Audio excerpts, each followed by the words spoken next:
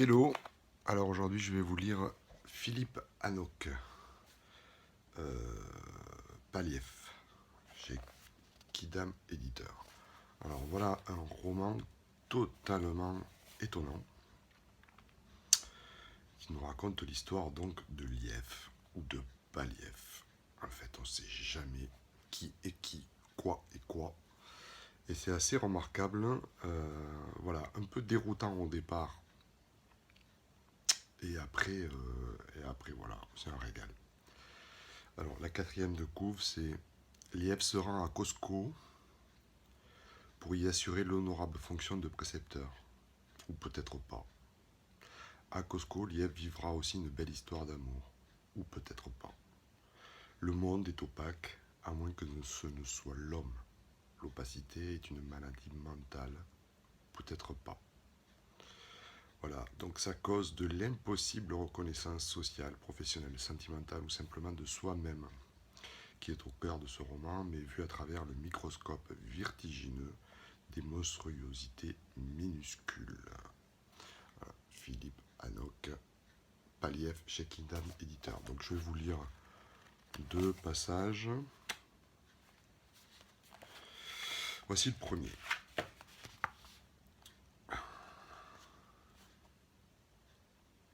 Le lendemain, une question saugrenue a traversé l'esprit de Liev. Qu'avait-il fait hier? C'était ça sa question. Ça n'avait aucun sens. Il s'en souvenait parfaitement. Il avait recopié les factures de M. Hackel. Il l'avait fait pour rendre service à M. Hackel, pour rendre service à un général. En attendant. C'était à ce moment-là que Magda était passée devant la fenêtre. Et puis il y avait eu cette jeune femme à cause de qui Liev avait ouvert la fenêtre. Il n'était pas sûr d'avoir bien fait en ouvrant la fenêtre.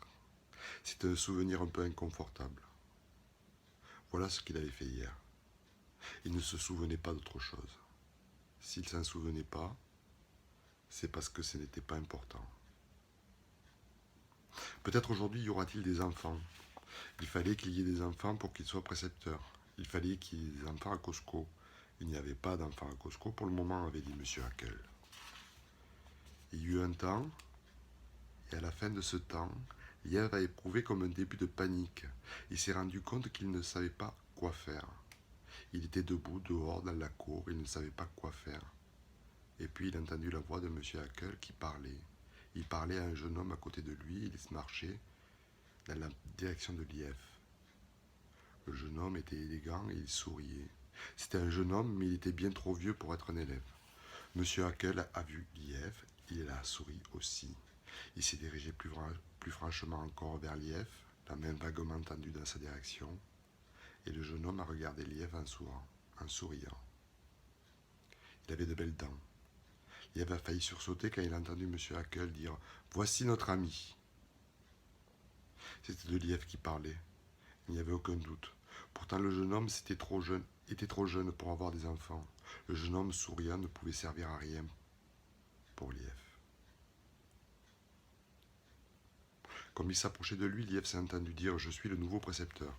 Il n'était pas bien sûr d'avoir pris lui-même la décision de parler, mais c'est ce qu'il avait dit. « Je suis le nouveau précepteur ». C'est peut-être idiot, rien n'indiquait qu'il y eut un précepteur à Costco avant Liev. Bon, je voulais un peu massacrer encore une fois, mais c'est très beau. Alors cette répétition au départ de phrases, etc., peut, peut surprendre. Mais en fait, ça donne vraiment la tonalité et la particularité de ce bouquin. Liev, au moment où il avait prononcé cette phrase, si Liev avait eu son visage tourné vers celui de Magda à ce moment-là, il est probable qu'il n'aurait même pas pu vraiment voir l'expression de Magda, tant son visage était près du sien. Il est même probable que leur nez ne serait touché, ou peut-être même leurs lèvres encore une fois. Les lèvres de Magda se seraient ouvertes pour dire « Mademoiselle Sonia est revenue à Costco ».